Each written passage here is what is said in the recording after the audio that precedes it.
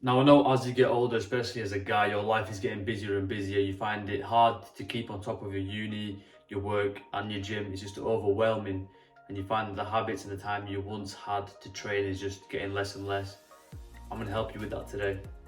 Now, the key is to keep things simple so you can manage it over a longer period of time instead of short bursts of intensity. So, the number one thing I'd recommend you to do is to train less. Look to a 3-day full body split or a 4-day upper lower split. That way you've got enough time to manage your work and your social life along with your family commitments. Furthermore, it gives you more time to rest, and each of your sets are performed better because of the more rest that you have. And instead of focusing on the 5 and 6 day routines, where really if you've got a family, it's going to be hard for you to maintain it over a longer period of time. Number 2 is PYP, prepare your protein. I know you've seen a lot of the YouTube gurus out there telling you to meal prep every little aspect of your meal, but it's just not realistic if you've got a busy lifestyle. What I'd suggest you do is make the protein. So maybe a kilo of chicken, you marinate it and you cook it in one go, or you spend 20 minutes cooking up bolognese, whatever it is.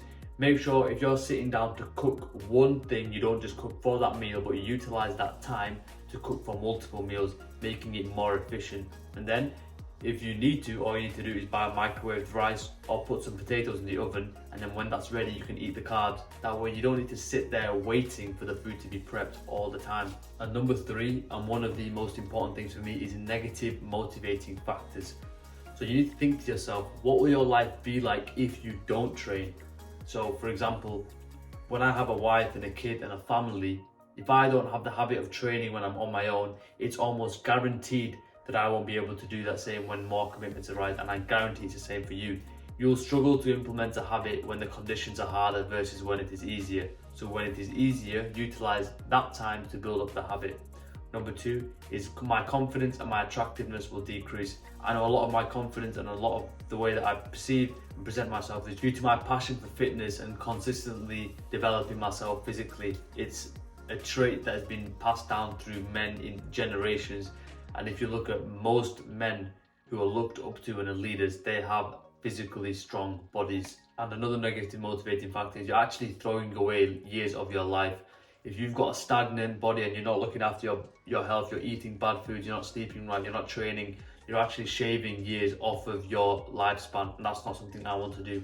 I want to be the kind of guy who's 50 and 60, and even if I can't lift the same, I'm still looking in good shape. I can go for runs, I'm still mobile. That's my vision. I don't want to be the guy who gets to 35 and 40, and even if I have a successful business, not have the body and capability to enjoy it. Just make sure you're doing the same thing. Even if you're bothered about making money and excelling in your career, don't let it be to the sacrifice of your body. So every time I'm not training and every time I'm not doing what I'm supposed to do, I'm actually building laziness as a habit. And instead you can build training as a habit. The choice is yours. And another common mistake I often see is people telling me that, oh, I've got this coming up and I've got that coming up, I've got to go to this meal, I've got to go to this event. But in reality, you have a choice. If you've not hit your 3rd gym session and you know it's very important for you to do so, then make it. You can tell your friends that, look, I want to hit this session, it's important to me because it's important for me to keep this habit going along. And after that, if I have time, I will come through. Just know that you've got the ability to say no and you've got the ability to decide. The society makes it feel like you have to do things in a certain way, but that is not true. You really do have the power of choice. Now, I've had countless naysayers just tell me, Nathan, you won't be able to keep up with the gym when you get to your final year of university. Nathan, you won't be able to keep up with the gym when you get to full-time work. I was working as a recruiter, working around 10 hours a day, and I was waking up at 5 a.m. to go to the gym. Or the people that tell you that you can't train because of X are people who have self-limiting beliefs and they want to project that onto you.